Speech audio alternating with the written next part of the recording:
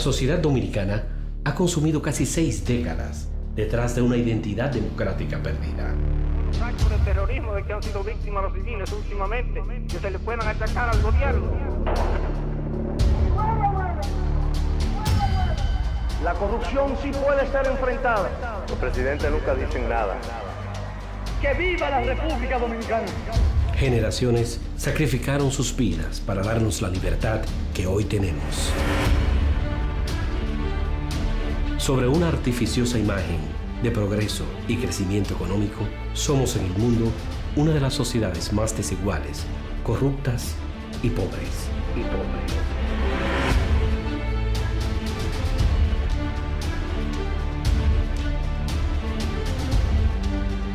7 de cada 10 dominicanos vive en la pobreza. Adeudamos el 48% del valor de nuestra riqueza. Si no castigamos la corrupción hoy, ella nos dejará sin futuro.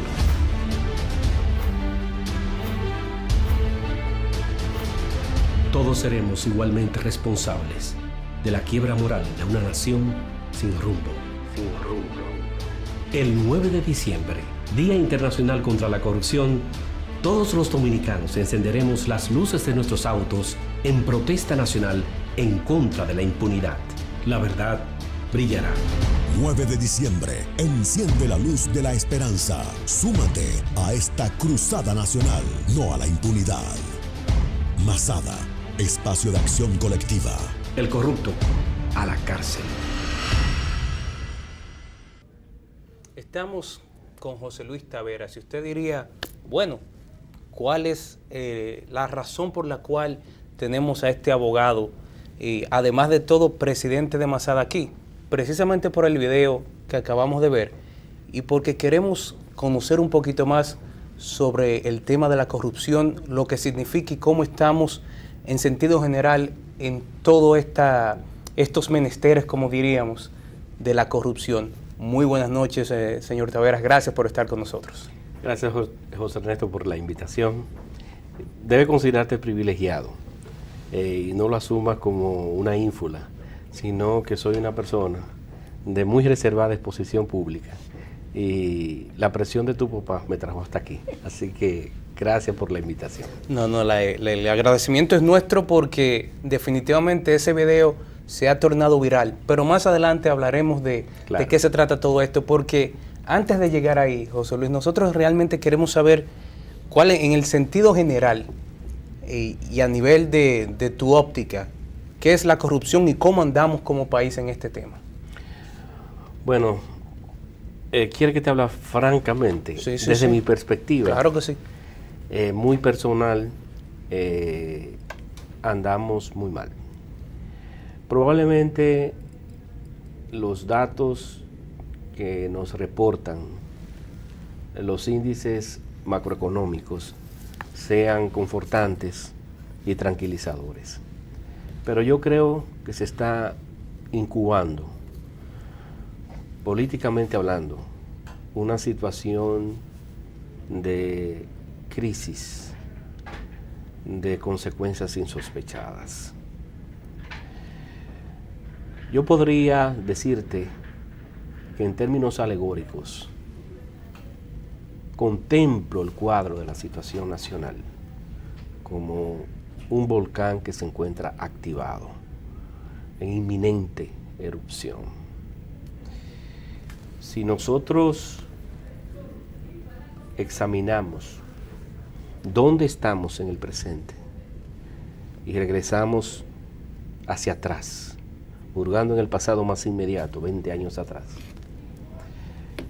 ha habido un aparente progreso en términos de infraestructura, de crecimiento urbanístico, sobre todo vertical, proyectos inmobiliarios.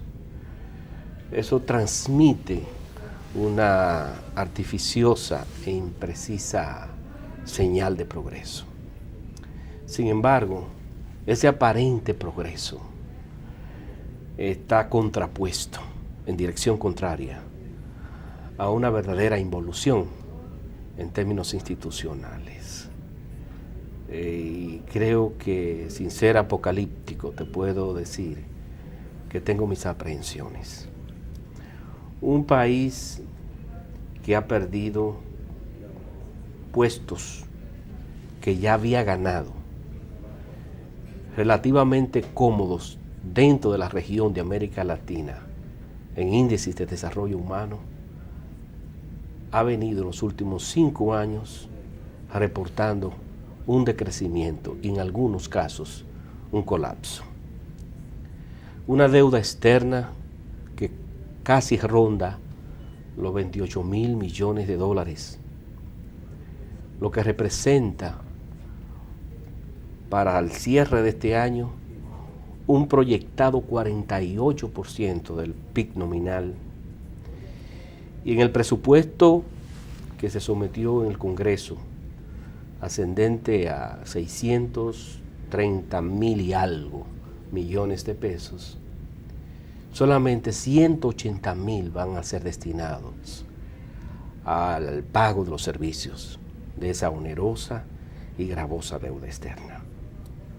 Si uno revisa y tiene acceso, y ha tenido acceso y la oportunidad de ver informes de inteligencia de otras naciones, de naciones poderosas que manejan este tipo de información como política de Estado en cuestiones de relaciones exteriores, podemos notar específicamente en la norteamericana que cuando definen a nuestro país, además de decir que es un país rico por los recursos que tiene, sí dice que la corrupción es un mal endémico. Te lo describe tal cual. Lo mismo hace el Departamento de Estado cuando se hace eco de los índices de corrupción a nivel mundial. En ese sentido, es la historia dominicana, por lo menos la historia contemporánea, digamos de los últimos 20 a 30 años, una historia escrita con un lapicero de corrupción. El problema nuestro, como tú decías, no solamente es endémico, sino sistémico. La corrupción ya tiene un rango cultural. Es un gran presupuesto, no solamente en la gestión de los bienes y los recursos públicos o del Estado, sino que ya es una visión de vida, es un estilo y es una formación o una deformación de carácter cultural. Cuando eso permea de una manera tan, digamos, penetrante el tejido social, se necesita políticas, decisiones de igual gravedad, de igual rango y magnitud. Y las señales que se están enviando no son lamentablemente las deseadas. Y por eso iba a ir a ese punto. Entonces, ¿qué rol juegan los partidos políticos? Porque los partidos políticos tradicionales, como lo vemos, son parte del problema sistémico de esta sociedad en la cual ha aceptado la corrupción como un oficio de vida, si le quieres llamar de esta manera, que incluso las mismas personas, miembros, y uno generaliza, y claro, toda regla tiene su excepción, tienes personas en partidos políticos muy serios y muy honorables, pero tú escuchas a muchos militantes de estos partidos tradicionales y lo que espera es que su partido, su candidato X o Y, llegue al poder para que me toque mi tajada. Entonces, ¿cómo cambiamos eso cuando estamos realmente ante un sistema partidario que domina, estos mismos partidos dominan el escenario político dominicano? ¿Qué rol pueden jugar ellos? Yo no sé si lo que llamamos eufemísticamente partidos corresponde semánticamente a esa concepción, y menos cuando se dicen que son organizaciones. Si tú analizas el perfil tipológico de lo que definimos en República Dominicana corrientemente como partido, no vamos a encontrar elementos que puedan ser retenidos como tipificantes de una organización política, vacíos de contenido ideológico. No hay ideología, están dominados por un pragmatismo. Lo mínimo es organización. Hay partidos, es más. Bueno, hay una organización desorganizada. Desorganizada. O una desorganizada organización. Como quieras que la veas, Sí, es una desorganización. una organización planificada. Exacto.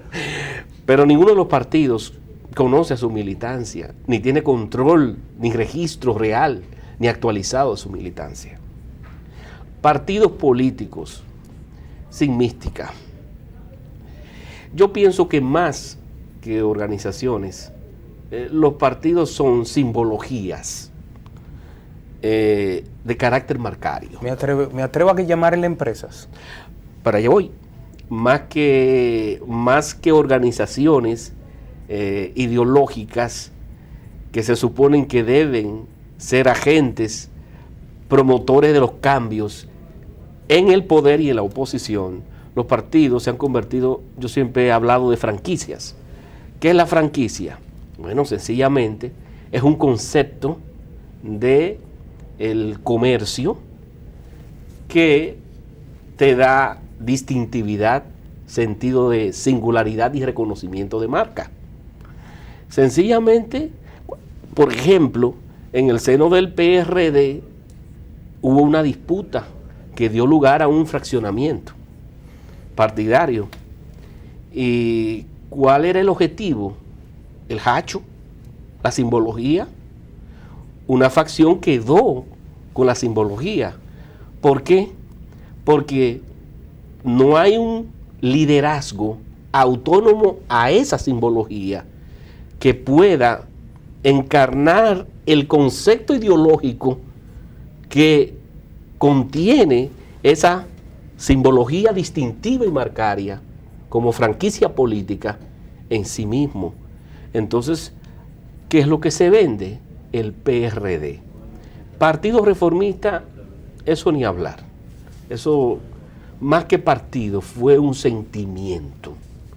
Y del sentimiento devino en un prácticamente negocio político.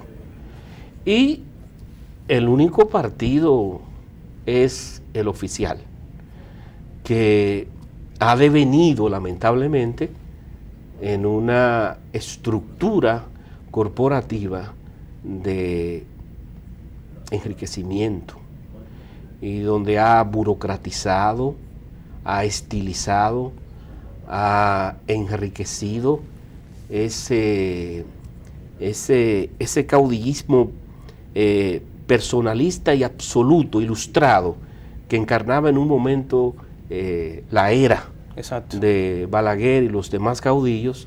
Pues sencillamente es un caudillismo modernizado. Entonces, ¿qué papel me pueden jugar estas entidades políticas, estos partidos?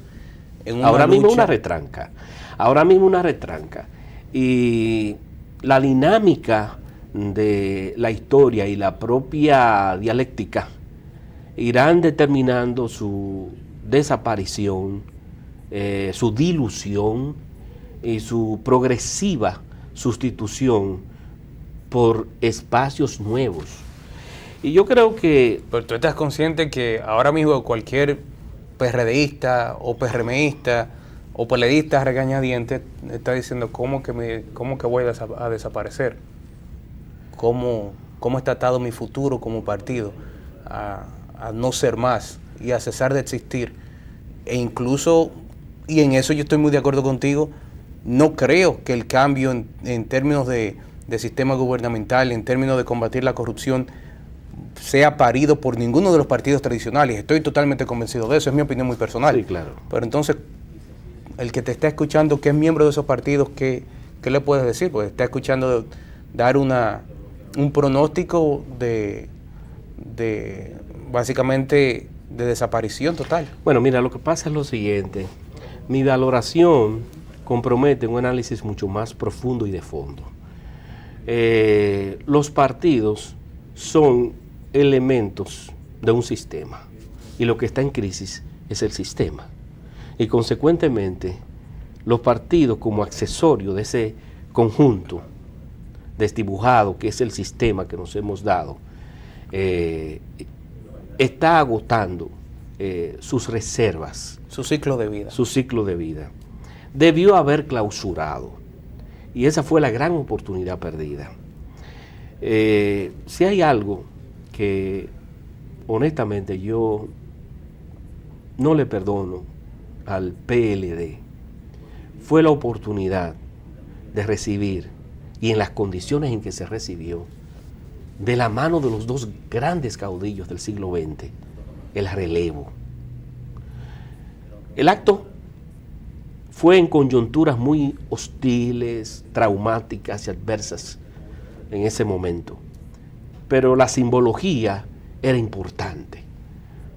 Cuando a ese Leonel Fernández, Bosch y Balaguer le levanta sus manos, no era simplemente un acto político protocolar. Ahí se estaba dando un interesante fenómeno de traspaso generacional, pero al tiempo un relevo del arquetipo y el modelo político de un caudillismo concentrado en la figura del culto a la personalidad, a una visión renovada de la democracia participativa, inclusiva, funcional, moderna. Eso fue lo que todos pensamos. Sin embargo, tenemos todavía ese tema pendiente. Entonces, los gobiernos, indistintamente que se sucedieron, porque no le vamos a imputar la responsabilidad solamente al PLD, se la lleva porque ha tenido más tiempo en el poder. Exacto. Y creo que va a durar hasta qué año, dijo Leonel, hasta el bicentenario de la República. Wow. Pero bueno, entonces, ¿qué pasa? Ese modelo fue prolongado, fue extendido. Lo que se ha hecho es cambiarle las apariencias, modernizar. Sí es cierto, tenemos más instituciones, más leyes, tenemos, como te dije al principio, un progreso material aparentemente muy, digamos, inspirador, pero en definitiva hemos tenido unos atrasos institucionales extraordinarios. Estamos entrando en el umbral de un colapso de ese sistema. Y en este momento se está percibiendo esa realidad. Nosotros vamos a una pausa comercial. Cuando regresemos, la segunda parte de esta interesante entrevista, aquí en Debares 24/7.